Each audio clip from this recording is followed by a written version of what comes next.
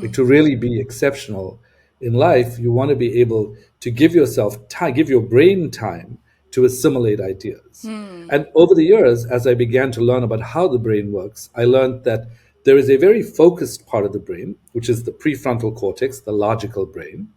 And then there's a part of the brain that only turns on when you stop focusing. Okay.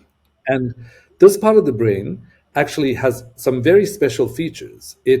It can actually assimilate details that the focused brain cannot assimilate. So if you're really trying to make a decision about the future, your focused brain will pick up a bunch of stuff, but the unfocused brain is what will bring you things from the nooks and crannies. Welcome to the Invigor Medical Podcast, where we sit down with medical professionals and discuss a full spectrum of health-related subjects.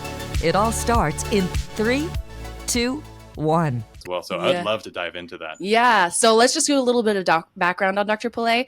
He's a Harvard-trained psychiatrist, brain imaging researcher, and renowned keynote speaker known for his innovative approach to personal development that blends science, spirituality, and joyful creativity. I love that, joyful creativity. I want more of that in my life. He's also the author of 3 books and beyond and more. So I'm excited to hear a bit about those books. But let me just first start by saying, welcome to our podcast, Dr. Pillay. Thank you for being here.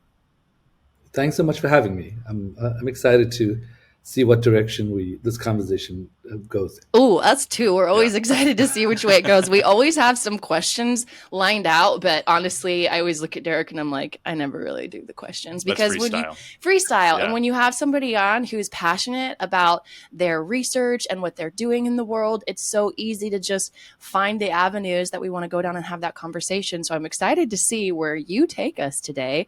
But why don't we start a little bit with your background and how did you get here? Not necessarily here in the seat that you're in, but proverbially to the work that you're doing today. So I do a lot of different things, which to many people sounds sort of disparate and disconnected. But the truth is it's all coming from me. Mm-hmm. So it's all related to what I want to do. So my background, I'm a doctor. My background is in psychiatry. I ran the outpatient anxiety disorders program at McLean Hospital at Harvard. Wow. I also ran the panic disorders research program in the Brain Imaging Center. So I studied brain blood flow, functional magnetic resonance imaging for many years. Wow. I also worked in biotechnology across medicine and still do, helping companies try to decide whether drugs that are in early stage development are actually going to be approved by the FDA. And there I look at drugs across medicine, so cancer, heart disease, stroke, neurodegenerative disease. I then pioneered a field called neurocoaching, which is basically using brain science to help leaders develop teams that are more resilient, agile, and creative. I love that. I think on a think tank at McKinsey about the future of learning. I'm also a musician. I just finished writing a musical, so I'm in the process of putting that together. Oh my gosh, this is so cool. I love this. And then I co-founded 2 technology companies. The first is Circa, which is a brain-based methodology that uses cognitive techniques that have been shown to change the brain to reduce anxiety. And right now we're in the process of changing it from an app into a game. So I'm learning a lot about gaming and gaming infrastructure and gaming mechanics. Wow. And then the other company is Roulé.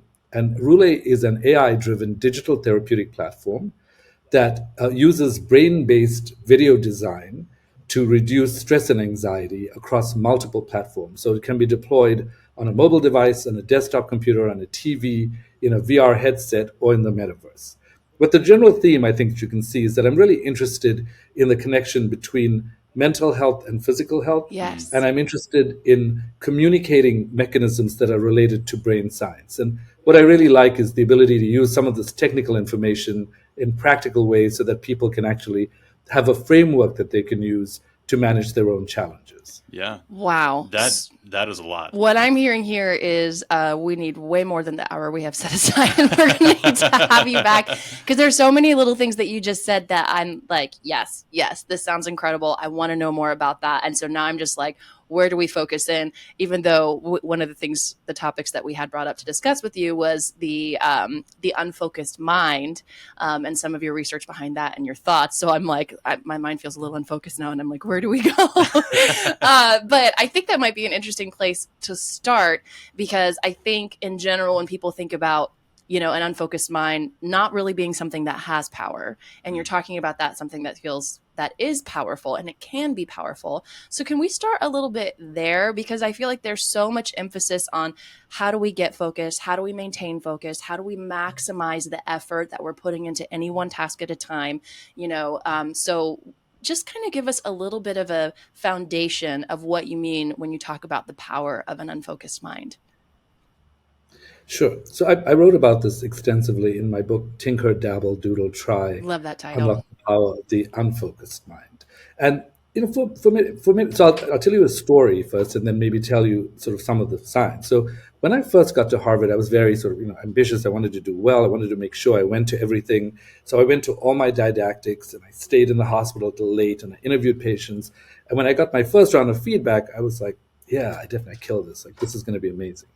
And so my supervisors were like, well, you clearly know the most information in the class, but we're worried about you. And I was like, what? Why are you worried about me? And they said, well, you go to all your classes, which shows no discernment. We don't see you sitting in the park benches, taking time off. So you're just filling your head with stuff, but what's going to happen with that stuff? Like, to really be exceptional in life, you want to be able to give yourself time, give your brain time to assimilate ideas. And over the years, as I began to learn about how the brain works, I learned that there is a very focused part of the brain, which is the prefrontal cortex, the logical brain. And then there's a part of the brain that only turns on when you stop focusing. Okay. And this part of the brain actually has some very special features. It can actually assimilate details that the focused brain cannot assimilate. So if you're really trying to make a decision about the future, your focused brain will pick up a bunch of stuff, but the unfocused brain is what will bring you things from the nooks and crannies in your brain, metaphorically. Also, the unfocused brain is something that we call the crystal ball of the human brain. So the default mode network is what it is. We used to think of it as the do mostly nothing network, but actually it does a whole lot. And what we know is that it can actually help you sort of assimilate variables to predict the future. And a lot of times people will say things like, I should eat this or don't eat that. But the truth is, all decisions in life are very complex. They involve integrating large amounts of information. If you just use your logical brain, you'll find yourself doing oversimplified things. But if you use this unfocused network in the brain, it is actually wired for complexity and for abstraction. So focus, on the one hand, is amazing. I mean, I don't think I'd be able to do anything if I didn't focus and if I didn't learn how to focus. But most people live their days with focus fatigue. And then they're out and they're tired and exhausted, and that's that. And usually by the time they get to the afternoon, they're dragging. And they're like, I need a cup of coffee. I don't know how I'm going to, but I'm going to try to pull through this. And so what I often say to people is that an optimal way to live is to focus, unfocus, because it's just normal to refuel, to focus, unfocus, and that way you're working with your optimal brain through most of the day. Now, there are many advantages to focus, but there are also disadvantages to focus. One of the things we know is that focus depletes this thinking brain, the prefrontal cortex, and it actually makes it more difficult for you to care by the end of the day. In one experiment, these experimenters gave people a task of focusing intensely at a video or just watching the video as usual. And at the end of the day, they gave them this dilemma, this question. There were these people, they had to figure out who to save. The people who focused intensely couldn't care less. About saving someone? Whoa, that's not good. Until they actually got glucose, because then they were reactivated to care. Whereas the people who just watched as usual were able to think about who they wanted to care about. So the first thing is that focus can deplete the brain of energy if you overly focus. The second is that focus prevents you from seeing what's around you.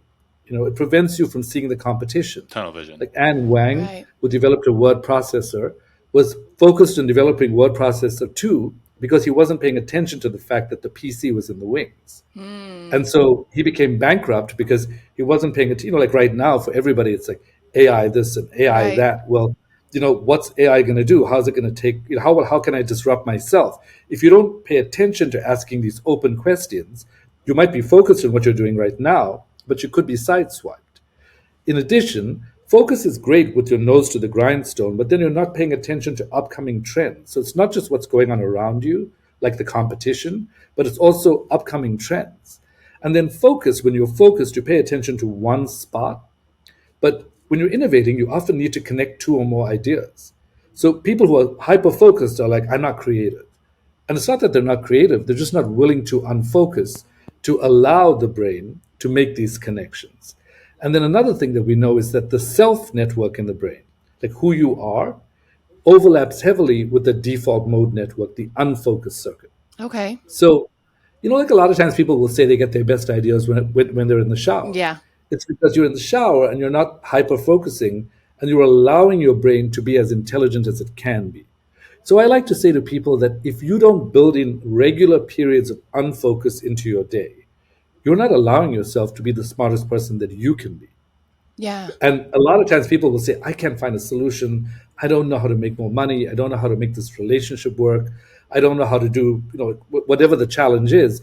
It's taking that time off that regularly during the day that allows your brain to come up with solutions. And in the book, I outline a number of different ways that you can do this.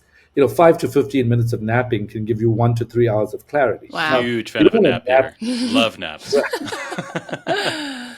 Well, you don't want to lose. You don't want to nap too much so that you can't sleep at night, because that could impact your heart. It has you all want those to other choose issues. 1 or 2 times a week when you can do that. Booster breaks, just a 15-minute booster break, brisk walk, and just after lunch or before lunch can actually improve the way you feel. It can improve your creativity. It can improve social connection. In addition to that, you can doodling, just scribbling on a piece of paper. Jackie Andrade found that people who were doodling during a particular call were actually able to, they had improved memory, 29% better memory. Oh, wow. And then there's a technique called positive constructive daydreaming, where Jerome Singer studied this in the 1950s. And one of the things he said was that sitting at your desk and daydreaming is not that helpful, or trying to remember the prior night's indiscretions, like, oh my God, I should not have said that. Yeah. You're daydreaming and your mind is wandering, but not in a productive way. Right. There is a type of productive daydreaming that's called positive constructive daydreaming. And positive constructive daydreaming is actually when you tell yourself, I'm going to set aside 15 to 20 minutes. I'm going to do something low key, like knitting, gardening, going for a walk, something that's low key for you. Like for me, knitting wouldn't be low key. To me, knitting would be like ultimate frustration. Throw something at the wall. Right. I have sharp objects in my hands. Someone is going to get poked. Stay away. I'm attempting the knitting.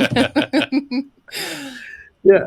But if you do that and then you let your mind go and you start thinking about running through the woods with your dog, or lying on a yacht, or lying on the beach, then you have this perceptual decoupling. We spend the whole day with our eyes open, responding to this email, responding to that person, talking to that person. We don't spend time getting to know inner space, what's in our brains.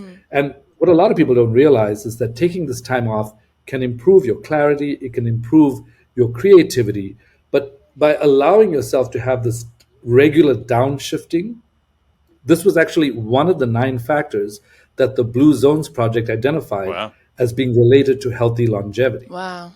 So when they looked at why do these people, why do they live so much longer in Icaria or Sardinia or Loma Linda or Okinawa or the Nicoya Peninsula, they actually found that in all of these areas, one of the things that was common is that people regularly downshifted. Wow. Which is why part of the reason we created Roulette, because only 10% of the world meditates, so it's hard for people to figure out how to downshift. But with Roulette video and virtual reality, people know that they have a time when they can go and sit down and then watch a video that's been designed specifically based on brain science to disconnect. Yeah. But that's all to say that in response to your question about why is this a different take, I think it's a different take because people feel like focus is the holy grail. Right. Whereas I say cognitive rhythm is the holy grail, where you have focus and unfocus and focus and unfocus. I mean, you think about great discoveries, the theory of relativity.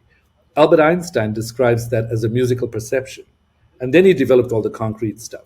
He was like, it just arrived. Wow. The person who discovered Carrie Banks Mullis, who discovered synthetic DNA, actually was driving from Berkeley to Mendocino, was with his girlfriend. They just had a little bit of wine. he stopped along the way, he scribbled on a mountain face, wasn't really sure what to do, went back home, and eventually was like, this just suddenly came to me from somewhere. Wow. But if you're just focusing, you are closing the door to serendipitous discovery. Right. You are closing the door to what you could actually know. You often are ignoring your intuition. So there is a time and place for unfocus in the world, and it's important for us to get into a regular habit of creating these periods when we can unfocus. I think this is really interesting because as you're talking, I'm like kind of simplifying things in my mind and thinking about how, a conversation around focusing and, is usually around like, how can we achieve more and get more done in our day and pack things in, right? But it's something that I think most people want to find a way to do better. I want to focus more. There's so much distraction in the world. Like, how can I get my things done? I'm constantly, focus divided and it doesn't feel like I'm getting anything done. And so it's interesting as you're talking about this, because I'm like, in the effort of focusing so much on how to focus better, we're actually not seeing an opposite side of this scale that's important to keep this weighed and measured and balanced. And so instead, there's all of this attention over here on the focus and people aren't paying attention to this. But it's literally a metaphor for exactly what you're talking about, which is how you need to have both and how it opens the door for both. And I think instead, people kind of get in a sort of self-deprecation or beating themselves, or one of my favorites, which is shoulding on yourself. Like, I should this, I should that. I love that terminology. Stop shoulding on yourself. And and instead are just like, well, how do I focus more? How do I focus more? How do I focus more? And so I'm living this idea of like, well, you have to bring in this other side to create this balance. And I'm guessing there's even stuff that's happening on a neurological level when it comes to like jumping to different parts of the brain and opening up different brain pathways that otherwise wouldn't be there. Am I on the right track there in what's happening neurologically? Yeah, absolutely. It's because when you focus, the default mode network for the most part just is turned off. So all this future prediction is lessened. Details, you have fewer details. Complexity, you ignore that. Abstractions, you ignore that. So you just become sort of super concrete. And when you become super concrete and overly operational, at a psychoanalytic level, it's actually problematic. So Pierre Marté, who is in the Paris Psychosomatic Institute, which looks at the connections between the mind and the body, the psychological part and the somatic part. Pierre Marté and his colleagues found that people were presenting with what they call essential depression. And essential depression is not something that's part of our modern nomenclature. Right. But it's not about feeling sad or about not being able to sleep, or having no interest or guilt, feeling guilty or having no energy, not being able to concentrate. Essential depression is what I believe we have an epidemic of that no one's picking up on, which is an absence of vitality. There's a lot of tiredness and burnout and just feeling exhausted. And vitality is thrown out the window. Like everybody, I always feel like when I listen to how people talk about medical interventions, they sound like this is how you live a slightly less lame life. And it's like, who wants that? That's a tagline for you on a commercial for some kind of prescription medication. How to live a slightly lame life, a slightly less lame life. Yeah. So it's sort of like, no, people want to feel vitality. Yeah. Right? And what they found with the people that they had examined who lacked this vitality was that they were overly operational. They were just like, I got to finish this, I got to finish this. And sometimes you get in the zone, and it's great if you have the energy to do that. But if you're overly operational, you basically say, I don't have time to invest my words with emotion. Like people, how often do you hear people say, I'm always shocked by this when people are like, oh my God, that's so funny. I'm like, what do you mean? Like, you're describing your emotional reaction. If it's funny, why are you not? If it's that funny, why don't you laugh? Like, oh, that's so funny. Or like, oh, that's sad. That must be hard. It's like, what happened to your emotion? Like, where did it go? Well, what's really profound about this is that because they study the connection between the mind and the body, they found that when you are overly operational, that emotion has to go somewhere, because you're basically shutting the door on the emotion. And what happens is that the emotion ends up going toward somatic symptoms. And so people start thinking about their bodies in an operational way. They don't just live as humans. They're like, oh my God, I don't think my nose is right. I think I need to start that. Oh, wait, I think the left side of my face needs some shifting. I think the right side of my body. And so as a result, you get an increase in cosmetic procedures. You get an increase in turning to physical solutions. Like, I'd rather take that pill and just, dull everything out rather than having some sense of agency. And we know from studies of mortality that emotional suppression over 12 years increases the chances of cancer, and it increases the chances of dying. Wow. That's incredible. So the mind and the body are very connected. And we might think we're doing a great job when we're just saying no to emotion because we're like, I want someone to take me seriously. But, as Antonio Damasio, the neurologist, pointed out, Descartes, he wrote a book called Descartes' Error. And in the book, he pointed out that I think, therefore I am is not accurate. It's thinking and feeling are intimately connected in the brain. Yeah. Really, what I'm saying to you is that not only are thinking and feeling connected, but they're connected to the well-being of your body and your cells as well. I think that's a really good point. And it's reminding me of something, and no one is going to be surprised here. This wouldn't be an Invigor Medical podcast if I didn't fangirl over Huberman again. But I'm sorry. He is, I've listened to every single episode that he's ever put out. And it's just like, I love this guy. But anyways, his most recent episode that he just did was all about mental health. He was interviewing Dr. Paul Conti. And in that, he was talking about how foundational the subconscious mind is. That if the brain was a building or a piece of equipment, that 10% would be your conscious mind. Kind of if I get this correct, and you can correct me if I'm wrong, but the central or the prefrontal cortex is like your conscious mind, what you do on a day-to-day basis. 90% of it is like this iceberg that's floating under the water, which is the subconscious mind, which is like everything else that's processing that. And if we don't give it the time and the maintenance and the energy that it deserves, it's going to be no wonder that things fall apart. I don't know if you would agree with that. 100%. In fact, that's one of the reasons I feel sad that a lot of psychodynamic teaching and psychoanalytic thought has not been brought into traditional psychiatric training anymore. People have become sort of overly focused. I did a psychopharmacology fellowship. I studied brain science. But for me, it's much more enriching to understand those things in the context of the deeper subconscious things that are happening. The technical term for that for us is unconscious. In medicine, we generally call that unconscious, but most people know that as the subconscious. I'll give you an idea, an example. So there's a woman that I'd worked with for a long time, and she was burnt out, came home, beautiful daughter runs out, falls down. She's tired from work, but she goes to pick her up. As she's doing this, she's going in because the daughter's crying. She's got a headache. Her husband is like, shh, I'm going to call. She gets annoyed. Then she gets a telephone call from her son's school. It's like, why haven't you picked him up? He doesn't have practice today. She's like, oh my God, my day is falling apart. Like, what do I do with this? Now, she lived like this for a very long time. And I saw her, we tried everything. I tried all kinds of cognitive techniques. But what about setting aside time? What about making priority lists? And no matter what we did, it just, whatever her dedication to the burnout, it never disappeared. And it was only when I began to ask questions, Carl Jung talked about archetypes, just these symbolic condensations that become like what I call the gods of our consciousness. They are the things that we really listen to. Sure. We might do things cognitively, but what she was doing was she was listening to this archetype of the faithful servant. Like, I have to be a faithful servant, otherwise no one can appreciate me. And if I reduce my burnout, I will give up my identity as the faithful servant. And that's when the penny dropped for her. And she was like, I can't believe I've been carrying around this construct. And it was she who actually came up with that. But what she said was like, I've been carrying around this construct. The people who always say things to me like, go easy on yourself and take a breath. I'm a smart person. I know what they're saying.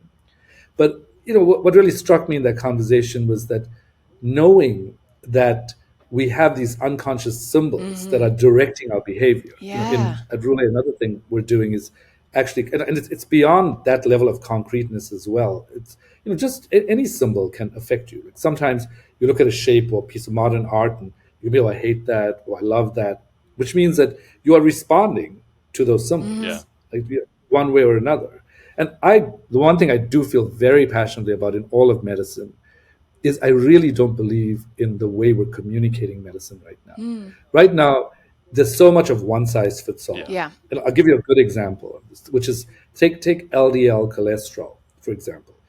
Firstly, I think that a lot of people have taken their their ideas around religion and then brought it surreptitiously into science, like good cholesterol and bad Right. cholesterol. And we're like, heaven well, cholesterol and hell cholesterol. Your soul depends upon your choice, not just your life. right. And so people are always like, well, LDL cholesterol is bad cholesterol. You're like, well, for the most part, most people would agree that it's a risk factor associated with different things. Well, if that's the case, why do 16 of 19 studies in the British Medical Journal show that if you try to lower LDL cholesterol, you increase the chances of dying? 14 of them are statistically significant, and the other 3 show that it has no impact. And very similar findings published in the American Journal of Cardiology. Wow. Yeah. So then people are like, oh, what are you saying? Like, I can just eat whatever I want? No, what I'm saying is that it's highly personal. Yeah. Yeah. And until we have personalized interventions, until we know for you, lowering your cholesterol will be helpful, we can't go around just saying generic things. Right. Like, you gotta make sure you have an antioxidant, because an antioxidant will mop up all the toxins from the cells. And so you should eat your broccoli and spinach. You know, I love broccoli. I think it's a great thing to eat. I like Brussels sprouts. I think it's great to eat. But I think knowing the research, I often feel like, this is not as simple as it sounds, because it sounds simple, but we also know that antioxidants, these amazing things that mop up toxins, can also accelerate malignant progression. They can also increase the chances of cancer. So you're like, of cancer worsening. Yeah. But then you're like, Yeah. well, should I eat it? Or is it going to help me or not help me? Well, I'm not saying it's bad for you. I'm saying we don't know Right. for any given individual. So while the double-blind placebo-controlled trial is a decent standard, it is far from perfect, and it almost never informs me when I'm working with a patient. Yeah. I almost always have to say, well, that could be helpful or it could not be. Now let's think about things together, and let's try something that's intuitive, that's about you. Yeah. Yeah. Because you know you best. Right. And it's one of the reasons I think that, for good or for bad, we're being ushered into an era of self-care. Where Yes. self-care is super important. And I think one big thing that we talk about at Roulette a lot is reskilling for self-care. Because most people, I mean, know when a food is distinctly unhealthy. They know when they're not exercising. They know when they're doing things that are not great for their bodies or their minds or their relationships, but they can't stop doing it. And when I say, well, what about taking time off? They're like, I have no time to take time off. They don't have time for self-care. And so I think we all have to take a step back and reskill for self-care. And by that, I don't mean we all have to be on the same program. I just think gather the science. The science is informative. Reflect on it. Think to yourself, like, when I eat that, does it make me feel better or worse? Like, when I don't exercise, do I feel better or worse? And then make a program for yourself. But I think we need to reskill for self-care, because we've lost the plot. Yeah. I agree. And I think the conversation surrounding your own self-awareness. I love what you said about the woman realizing like this archetype. I personally learned a couple of years ago about the internal family systems model by Dr. Richard Schwartz. I don't know if you're familiar, where there's like multiple parts of self that are created in our lifetime, a lot during childhood, and each part is created to serve a specific purpose. And usually it's created for safety of, true self. And we're going through our lives with these parts getting in the driver's seat, and we're completely unaware it's happening. And that kind of felt similar to what you were describing in this story with this woman. And I know in my own journey to self-care and self-health and all of these things, more often than not, the first step is always in my own awareness of what's happening for me internally, and I love this conversation and everything that you're saying around that. So could you maybe give some practical advice on where someone could start on this journey of becoming aware and understanding, shifting between these two parts of the mind, and why that's important? Sure. So if you want to do anything different, that amounts to change. And change causes what we call cognitive dissonance in the brain, which is basically brain chaos. So the moment you say, let me live my life a different way, your brain's like, what? It's like, no, thank you. Pass. Yeah. And there's a part of the brain called the anterior cingulate cortex that registers conflict. And so this alarm keeps going off, change. And so for most people, they're like, you know what, forget about it. Yeah. Like, I'm not getting up at 6 to go exercise. Like, I'd rather just relax and not do this. Now, some people get over the hump and they get to the other side. And what we know from some preliminary studies in brain science is that when this conflict detector is sort of alarming in the brain, it stops alarming when you stimulate the left frontal cortex. Okay. And one way you can do this is by a technique called spreading of alternatives. Now, this is what it means. Alternative A is I eat whatever I eat. I eat whatever I want to eat. I don't feel like exercising. I work all day. I focus all day. Now I'm listening to this person saying to me, build periods of unfocus, think about your diet, think about your exercise, and maybe take care of yourself a little bit better. And it's like, it's all too much. Like, I don't know what to do. So what I say to people is, in column A, write down all the advantages of what you're doing right now, which are that you eat delicious food, no doubt. You don't get tired from exercising. You don't actually have to face yourself ever because you're so absorbed in your work Right. that you're missing the complexity of being human, and that's kind of satisfying. But then I say, now write down the advantages in column B of eating healthily so that you feel better, exercising so that you can dance longer, you can play around for longer, allowing yourself. So then what alternative A is like all the advantages of staying where you are. Alternative B is the new advantages that you're realizing. And when you have a spread so that your brain's like, okay, column B is winning by a long shot, I think I need to switch over to column B. That's when you have brain buy-in, that's when you're like, okay, I have to do this. Now, it doesn't always happen that logically. Sometimes it happens. I was running a course, a part of a course at Harvard Business School with a group of entrepreneurs, and we divided the course into two sections in the year, and it was a highly motivated group of entrepreneurs, sort of $500 million in up revenue. They were thinking about their lives, like, do I want a legacy? What do I want to do? And they were all super motivated. But in the second half of the course, we brought someone over to start the course off because we had heard what had happened.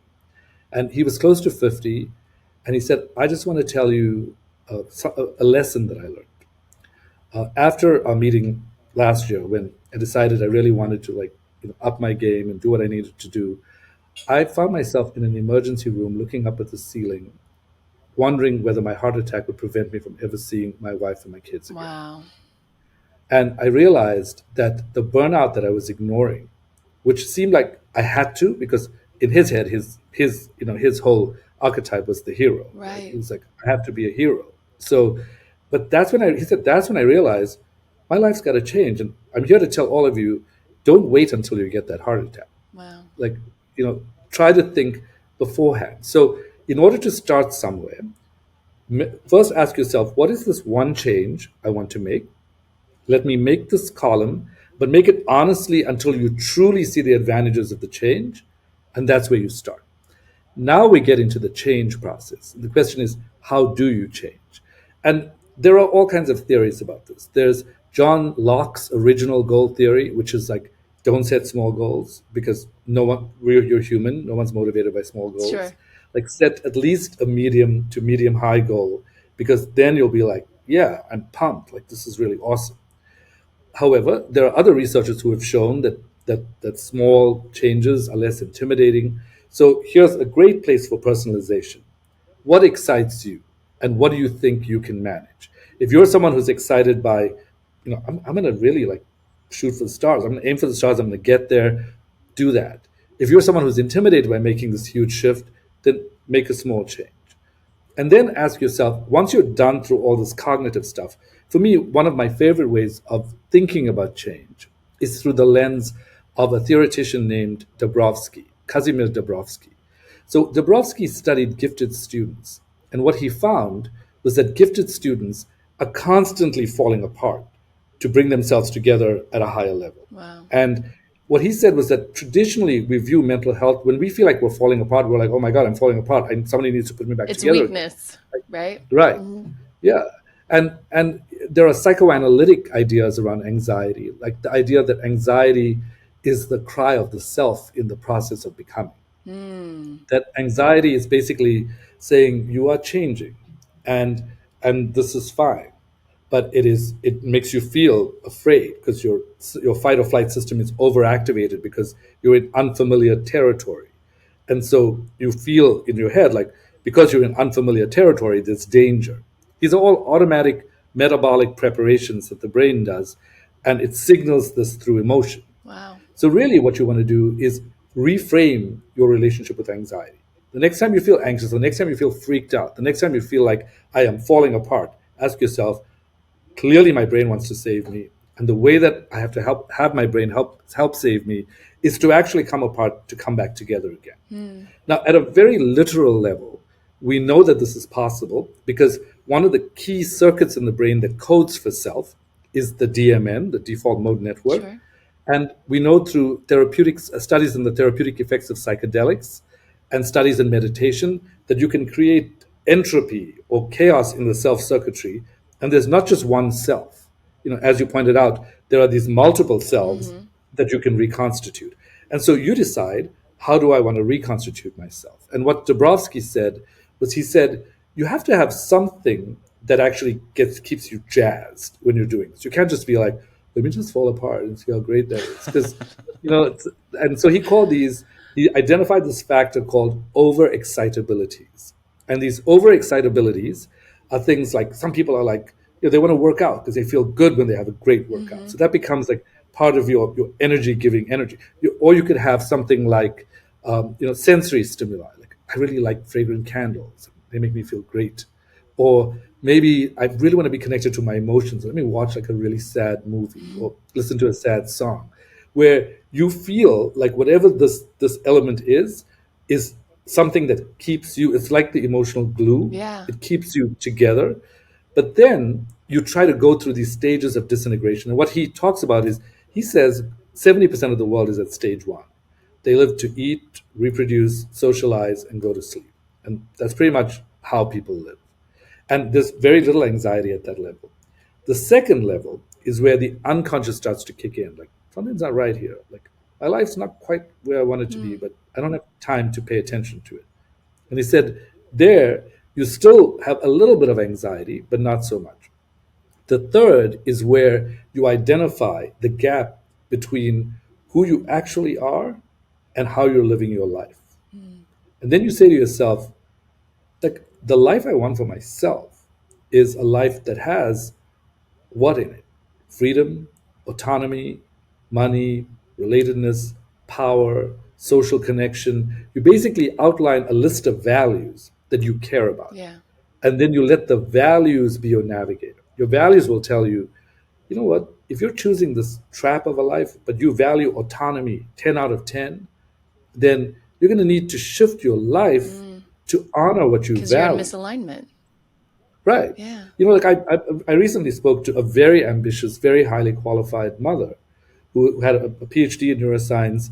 And she was like, yeah, I'm in a perfect place for promotion right now, but I will regret it if I do not spend quality time with my daughter. Yeah. That's the value that I care about. And there are people who feel the opposite. I've had friends who are like, oh my God, what did I do having this child? Now I have to figure out. I think every parent has at least one moment of that in parenthood of like, what have I done? Right. And so for those people, there's a different caretaking schedule. Yeah. There's a different, there's a whole different structure of how you interact, but it's important for you to live by your own values. And when you do that, you get to levels 4 and 5. Where in level 4, you're pretty much living your life mostly in accordance with your values. So you're psyched to jump out of bed. In level 5, you're so living in accordance with your values that giving is not an effort. It's more that you're so aligned that you have this intrinsic desire to want to do something. And this relates to another theory, which is called self-determination theory, which tells us how you can increase intrinsic motivation. And there are 3 factors. It's autonomy. How can you be freer to do what you want to do? Okay. Competence. How can I do something that I'm good at? Or how can I be better at what I'm doing? And then social relations.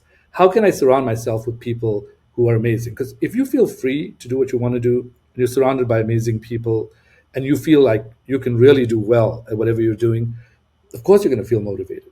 And of course, you're going to feel like you can do something in the world. I think when you stand away from that, where you're trapped, but you're saying things like, I want to be of service, it's a kind of, I call that beleaguered service. And I always tell people that there's a difference between service and actually being a servant. Okay.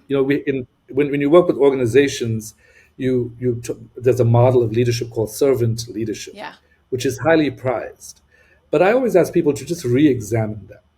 Because if you want to serve, you cannot serve without taking care of yourself as well. Right. There's a thing called compassion fatigue, which is you spend your whole day loving, caring. It's exhausting. I always say you can't pour out of an empty cup. Yeah. Like you're just pouring and pouring, and it's like at one point you have to have something in the cup to pour out.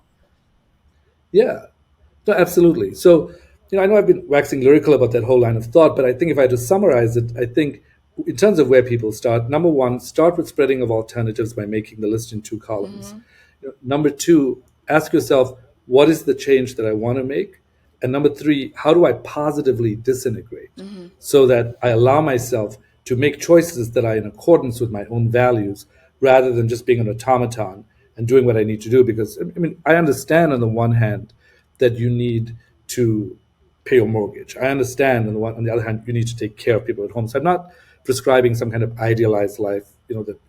I understand. Pack up a bag and get on the road and go to the mountain, folks. That's the way forward now.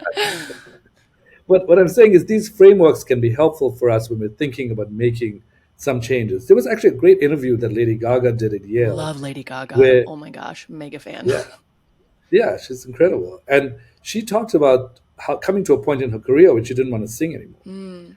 And everybody's like, you not want to sing? Like, what do you mean? Like, you're famous, you're great, you're amazing. She said, I just didn't feel motivated. And then I got up and I thought to myself, I don't like. So what she said was, I got up and I thought to myself, I don't like selling these perfumes. Like, I don't like making money and just being like a money-making person for other people when my creativity is not acknowledged. Like, I don't really like taking selfies. Like, I have more to offer the world than that.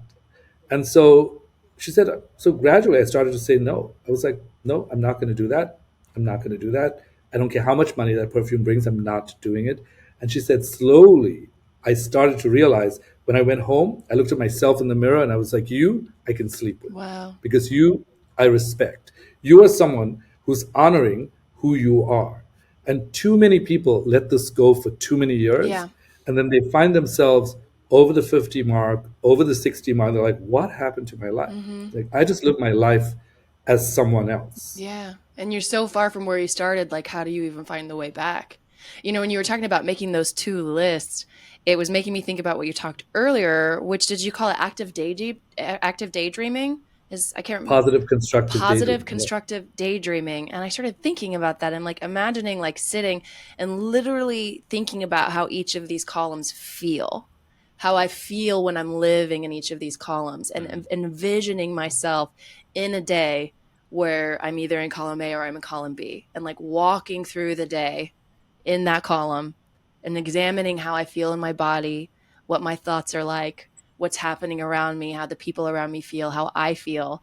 And I was like, wow, that feels so powerful to literally just take the time to visualize and daydream about each of these columns. Because I think we just get in this automatic mode, when we're in column A, we're doing the things we do. And it's like, you cognitively like understand there's probably a better way, and I'm not really that happy, and there's definitely changes that need to be made, but you've this pathway in your brain, it's a highway at this point, right? When you first forged it, it was a trail in the woods and you had to make effort to stomp it down. But at this point, years in, it's a freeway in LA, and like, it is so easy, automatic mode. This is where we're going today, kids. Like, no chance we're getting off at a different exit, right? And so there might be an awareness that there are these other roads over here that we can travel, and maybe even awareness like, oh, I think that road might actually have a better view, but that's where it ends. So thinking about actually really getting into this place of daydreaming of what this other road actually looks like and how it feels when you're driving on that road. To me, the moment I started, like, just as you were talking, visualizing some of those things, I felt like a fullness in my chest and an opening just visualizing like that. So I thought of all the things you said, that was one thing that just really landed for me. Natalie, that analogy of being on the highway, anyone that's traveled with kids knows that it can sometimes not be a pleasant experience. That's putting it mildly. Yeah.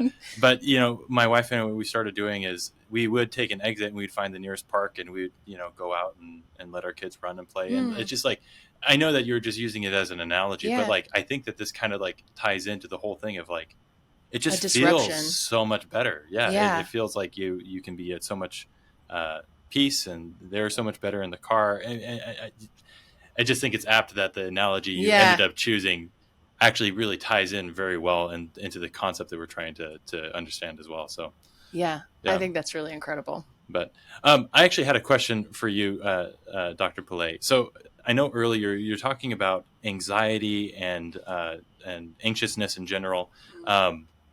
And how it can be used as a mechanism for change.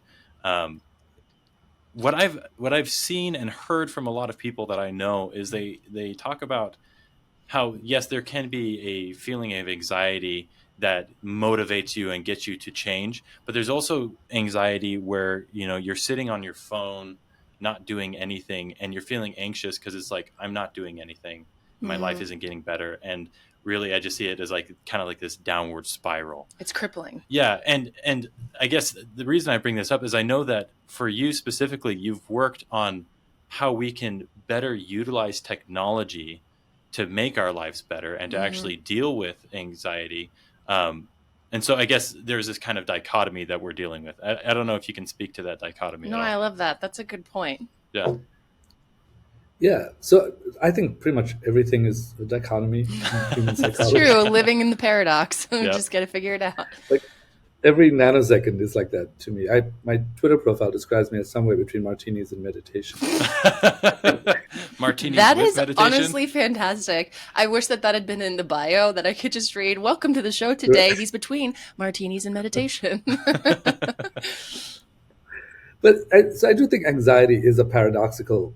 It's a paradoxical thing. On the one hand, as you point out, anxiety can be really motivating. On the other hand, there are non-motivating types of anxiety that can be helpful or hurtful. So let's just go through that again. So there's some kinds of anxiety that feels bad, but it's actually good, like in positive disintegration, or Kierkegaard, the philosopher, who said anxiety is the dizziness of freedom. Like we say we want to be free, but actually it freaks us out. Yeah. Like it's like driving into a parking lot. If there's one place to park your car, you don't have to think about it. But if you have like 75 parking spots, you're like, oh, should I take this one on the left or this one on the right? This freedom it's too much. Anxiety is the dizziness of freedom. Wow. Okay, sorry. I just wanted to say that again because I'm like, I feel like you should repeat that because I know a lot of people, that's something, anxiety is something that there's so many more conversations surrounding today. And so I want you to keep talking, but I just wanted to repeat that because I felt like it was worth repeating. Yeah. Yeah, well, the problem with this is that so many people, because they're afraid of freedom, and usually this is unconscious, they start building in like all these weights into their lives, all these balls and chains. I can't be free. I've got to do this. I can't be free. I've got to do this. And that way they protect themselves from freedom, which they say they want, right? Because they're afraid and intimidated by freedom. However, if we get to the point that you mentioned of someone suddenly getting a panic attack out of nowhere, or feeling like you get up on a Monday morning and you open up your email box and you're like, oh my God. What? Just turtle away. Yeah, you're like, what is this? Well, like my favorite is like opening an email that's like this long. Oh gosh. Oh man. How are we going to go through this? And from somebody you really weren't that excited to hear from in the first place, and it's just like, huh? Right. Yeah. Right.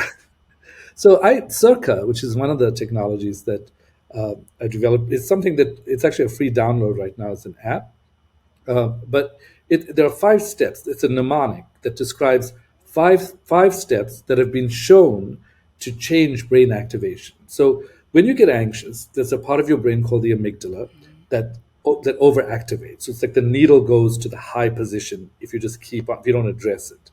And then you have to figure out, how do I reset this needle? How do I decrease the activation in this anxiety processor? It happens to process other emotions as well, but it does process anxiety.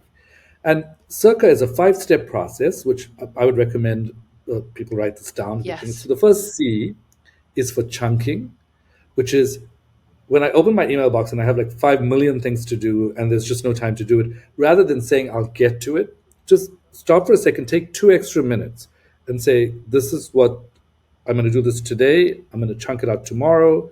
This is going to be, and just doing that decreases this amygdala activation. Okay. It's also about ruthlessly prioritizing, right? Telling yourself, I'm not going to get through all of this today, but what do I have to get through? And then what's like would be great if I got through, and what do I know I'm not going to get to? Calms your brain down. Okay. And then also delegation.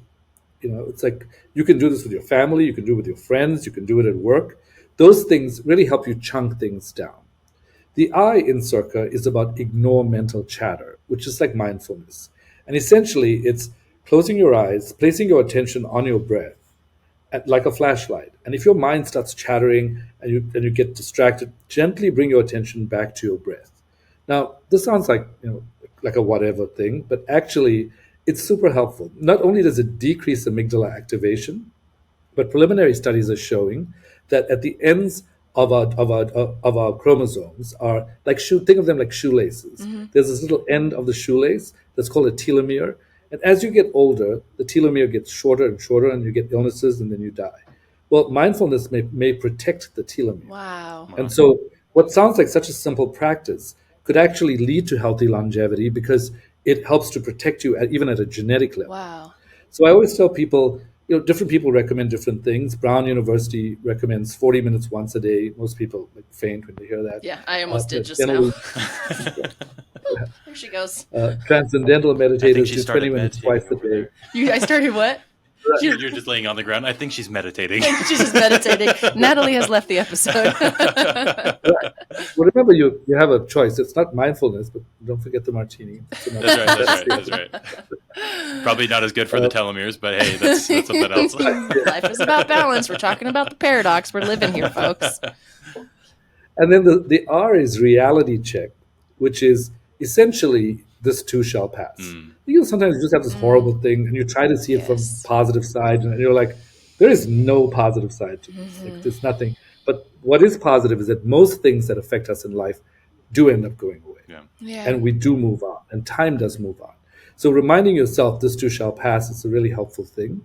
So that's reality check.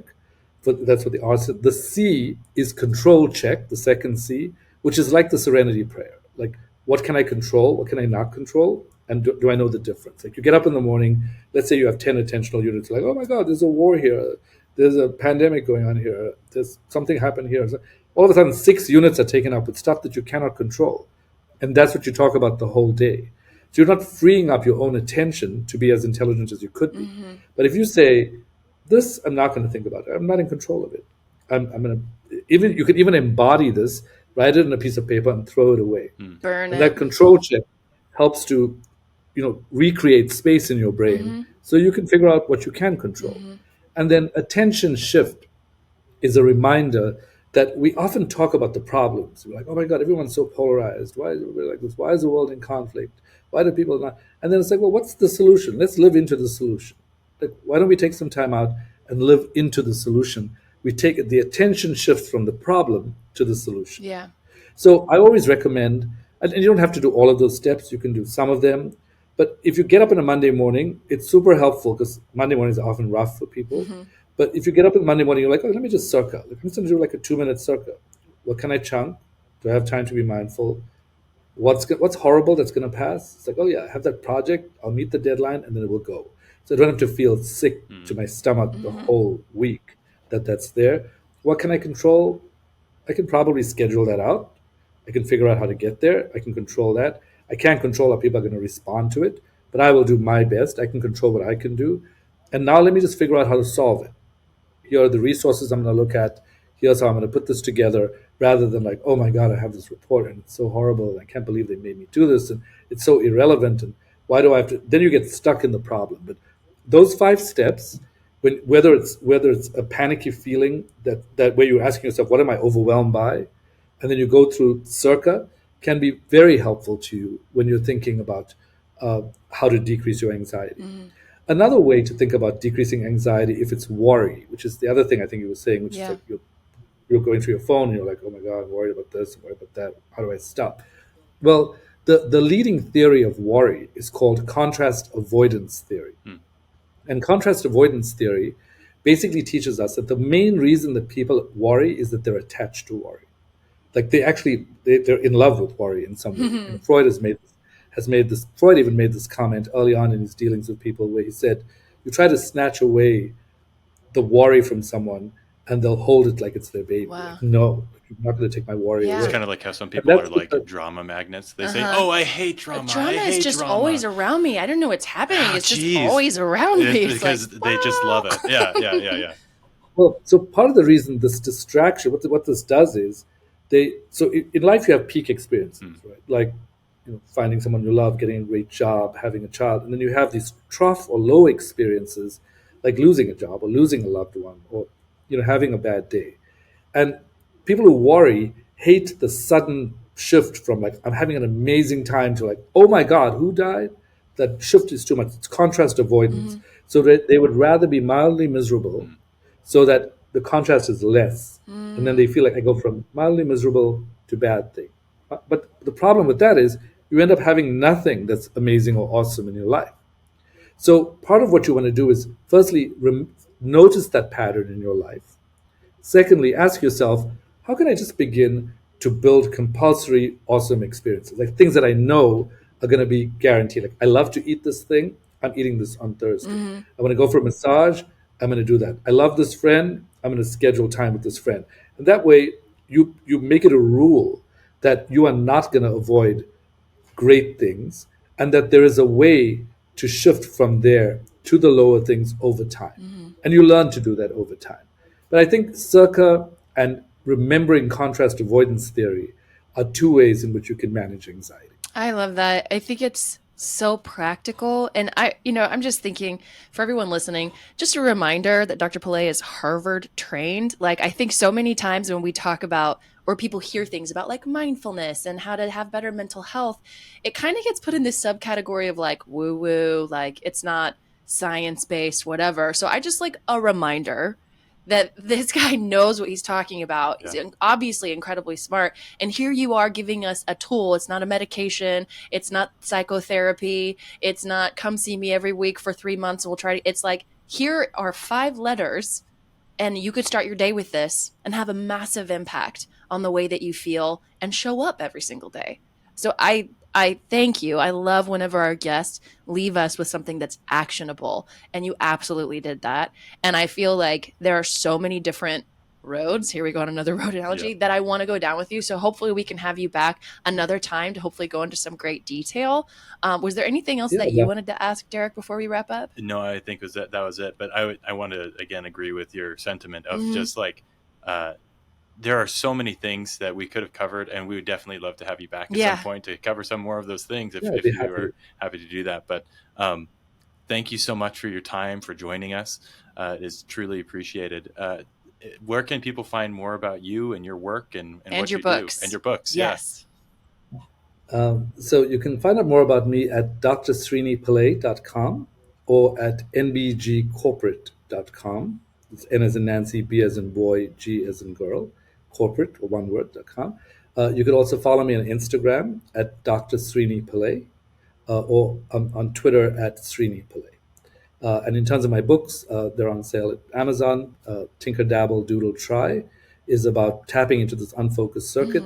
Life Unlocked, 7 Revolutionary Lessons to Overcome Fear is about managing fear by changing your brain using the techniques like that I talked about today. And then Your Brain in Business, the Neuroscience of Great Leaders is about how to build more resilient, agile, and creative teams by focusing on changing the brain. Wow. Awesome. Thank you. Thank you not just for your time today, but thank you for your work. And I mean, you can just tell in talking with you that this is something you're passionate about, but I think at the core of that, it's people, and setting aside your time for us, for our listeners, all of this expertise that you have. Like, I just wanted to say thank you so much for today and for everything that you've done to impact the way that people can live a better, fuller, happier life. Well, thank you both too. And thank you for just allowing me to speak about all of these things that I feel so passionately about. And also for being part of the conversation. I feel like we're in an age where I like the idea of thinking of what we're doing together as boundary breaking. Yes. I think it's more than bringing an expert in. It's like you are also committed to having these conversations with people. And so I think we're breaking boundaries between whatever's in the lab and whatever's out in the world. And I think you're mediating. Yeah. So thank you. We're really grateful we can be a part of it. It's definitely a big reason why we're doing what we're doing. So thank you so much. We're definitely going to have you on again. And this has been Invigor Medical, and we'll see you all next time.